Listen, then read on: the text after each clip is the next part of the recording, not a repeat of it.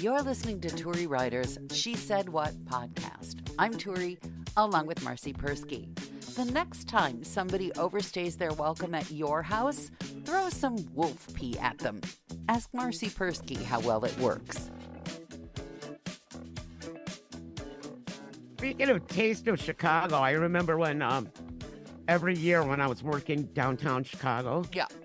In the same building as you, by the way, for people who don't know. Yes, that's how we met. We would run to Taste of Chicago at lunchtime, spend however much it was to get in, spend $20 for a little tiny Lowry's roast beef sandwich about the size of a White Castle slider, and then run back to work. How much were they paying you that you could do that? Not enough to go to Lowry's for a real meal, obviously. I don't understand why you hadn't yet learned the art of schnorring. And for those who didn't grow up with schnorring, it's basically Yiddish for begging, but it also means just like getting everything for free that you can. Actually, if you remember back then, if you were in the media. Yes, which you were. You had a Chicago Police Department ID that got you into everything. So you didn't have to pay the $20. You just said that for dramatic effect. Well, no, I paid for the sandwich. That was $20. But not to get in. They gave us a discount. See, you embroidered. You embroidered for the sake. No, you did. No, I wasn't a food writer, though, and I'm a really bad liar. I did go to all the Cubs games for free. Good. And the Chicago Bears games when I wasn't working. I have to say that the Taste of Chicago, I think the first one was the site of one of the greatest professional humiliations that I've ever had to deal with. And here's the thing. This very nice boss that all the white men in the business loved like crazy, because he's genuinely a nice guy. He just, you know that line in that movie, I See Dead People? I see dead people. Well, his version of that is, I don't see women. He doesn't see women. Yeah. Like we could be doing the greatest job. His research could come back showing that we're number one in our time part, which some of it did. And he'd be shocked. Really? Her? Really? Her? People listen to her? And he's always very lovely to me when I see him. Always. I see him at events and he's lovely. But he never is going to invite me to be on anything that he's in charge of or hire me for anything. He wasn't the guy who hired me. He just kind of got stuck with me. Her? You hired her? Anyway, I'm there at the very first Taste of Chicago. And we are sponsoring a concert stage, our radio station. And he realizes that the concert is ending and no one has said anything about the radio station. And he wants to send me out to thank everybody for coming. Well, nobody's happy when the show is really over. They want an encore and another encore and another encore. They don't give a crap that I'm thanking them for coming. He made me go out there. I learned my lesson. I mean, it's more than my job is worth. If I hadn't been the tiny little 21-year-old naive person that I am not today, if I hadn't been that person, I would have said, no, nobody wants to hear from me right now. You go out there and thank everybody for coming and watch them throw their beer mug at you, their beer cozy at you. You go out there and do. I'm not going out there to do. No way. But no. Did you? I had to. He was my boss. He told me to go out there and thank everybody for coming. It was one of the worst professional experiences of my life. I'd had nothing to do with any of it, and I'm being booed like crazy. I don't even remember which band it was. It was like Styx or one of those groups. Dude, my worst by far was one of my jobs made me ride on the hood of a freaking Zamboni going around a hockey rink and throwing crap at people in the stands.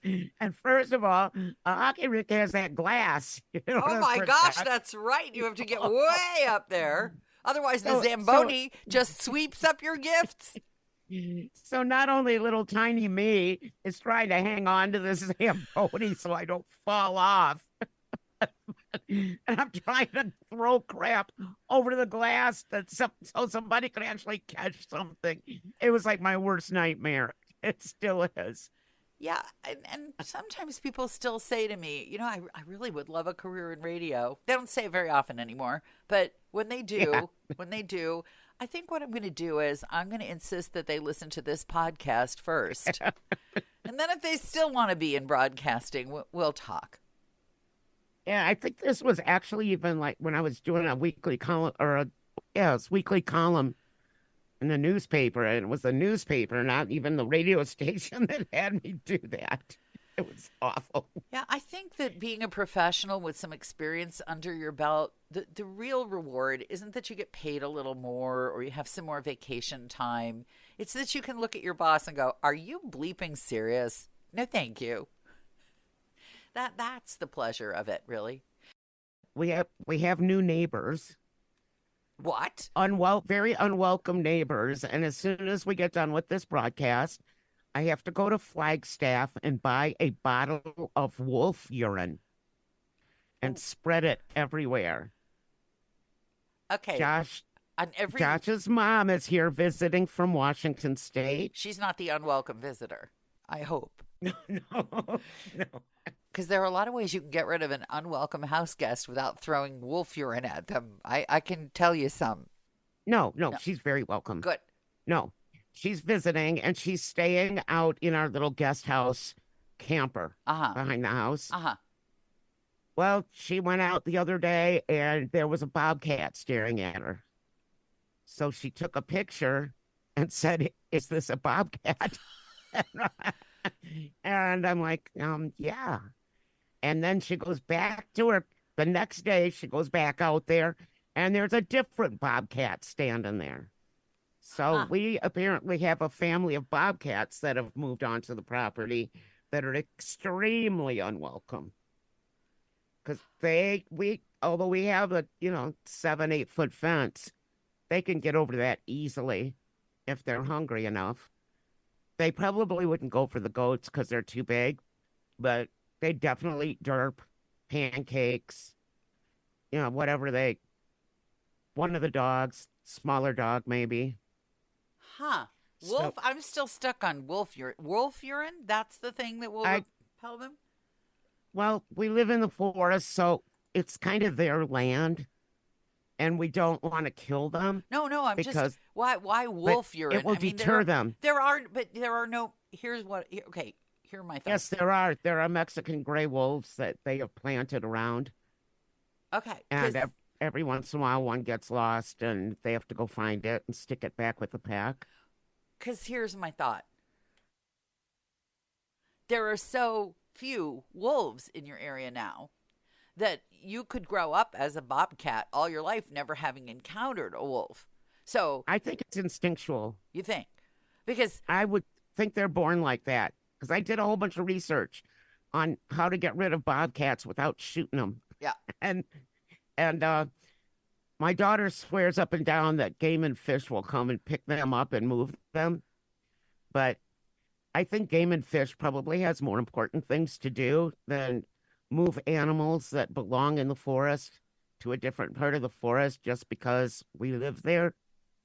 So I read that if you spray wolf urine around, they will leave and go somewhere else. So many hopefully questions. To a different neighbor. So many questions right now. I'm sure you do. Like, first of all, what store sells wolf urine? Second question, how do they get the wolf urine? Is there some zoo with a sideline industry? I mean, I just think they're probably taking baby whiz and telling you it's wolf urine, and it does no good at all. And how do you know? Because it's monsoon season, and you could be dumping out like a Sherwin-Williams paint store full of wolf urine. And how the heck are you going to know whether it worked or not? The minute it because rains, if we see them. Because they've been hanging out on top of our water tanks. Oh, now you tell me. Yeah. How did you find that out? On the water tank. Because Josh's mom saw it and took a picture. Oh, she saw it on top of the water tank. Yes, and then the next day, there was a different one, a smaller one, standing right by the camper. Maybe it just looked bigger the first time she saw it. So they're pretty close to Eve's rabbit. So I have to find out if wolf urine affects rabbits or not. Well, even though he's yes. It sounds to me. Got more questions. Yeah, it sounds to me like you have sort of a conflict here. On the one hand, you're throwing gallons of wolf pee all around your property, and on the No, other it's a hand, spray. whatever. And on the other hand, you're dangling rabbits in a pen in front of them, which is basic like a giant dinner bell going. Wait a minute. Here, let me try this. I know you have a Dinner! Dinner! That's basically what you're doing. So maybe put the rabbits away. Well, he is. He's in a very secure. I mean, it's secure, his spot. Oh, famous But last that doesn't. words. And there's rocks around the bottom of the fence, so they can't dig Famous under. last words, says the woman I- whose quail I'm all going to buy disappeared the in wolf one night. pee. No. I want to I'm know who cool. has the job of collecting the wolf pee. And Well, I'm- that's what I was wondering too. And I can't even imagine this is going to smell too good to people either. I mean, we've been fostering a Well, dog. I'm going to smell it, you know. Are ya? We've been fostering a dog who's mostly housebroken, but if we don't read the cues correctly and instantly, there've been a few accidents. And now, even though I've coated my entire house, my house is like one of those Macy's Christmas windows with the fake snow, only all of the fake snow is actually baking soda. My whole house covered with baking soda. I still am convinced that I can smell something. It's terrible. Well, we use this stuff, and they should send me a case of it for free now because I'm going to mention their name. But there's this stuff called My Pet Peed, Oh, that's cute. and it like oxidates everything so that because we have one too that like pees at the front door instead of walking out it. Yes, I have heard of her. And yeah. But yes, we use this stuff and it totally 100% works. So it's called My Pet Peed. Every Anyway, single wolf person I urine. know, every single person I know has recommended some anti-urine thing. Everyone, and they all have really clever names. And my thought is, if any of them really work, they wouldn't keep inventing more of them. I don't know. This one really works. They all say that. I will Everybody swear says on that. this one because I got all kinds of pee everywhere. Here's my theory. Yeah, you also have tile floors, and I have rugs. Here's the other thing. After a while, and this is my biggest fear, after a while you can acclimate to just about any bad odor. And so I live in fear that at the point where I realize that I don't it's- smell anything, it will simply be because I don't smell anything. That would be bad. Someone else will tell you. No one will tell you. Have you ever walked into somebody's house and said, geez, it smells like pee in here, ever in your life? Oh, yeah. And I say, gee, it smells like pee in here. In somebody else's house? Yeah. Oh, I just say, let's sit out on the porch and talk. Because the only people I see are my friends, and my friends are good enough to let me know if I've got toilet paper on my shoe or, spinach in my teeth or a booger hanging out. Yeah, but So I would do the same thing. wait. That does not require hiring a professional at a cost of $700 to clean every rug in your house. No. Mm-mm. You don't have to do that. I know. Just We're spray back to that my pet Pee pee. stuff Yeah. and follow All the right. instructions. Okay. All right. I've But had anyway, I yeah. don't know where wolf pee comes from, except from inside the wolf and how you get it out. But I will look into that and report back. I'll send you a little sample bottle so you can smell it yourself.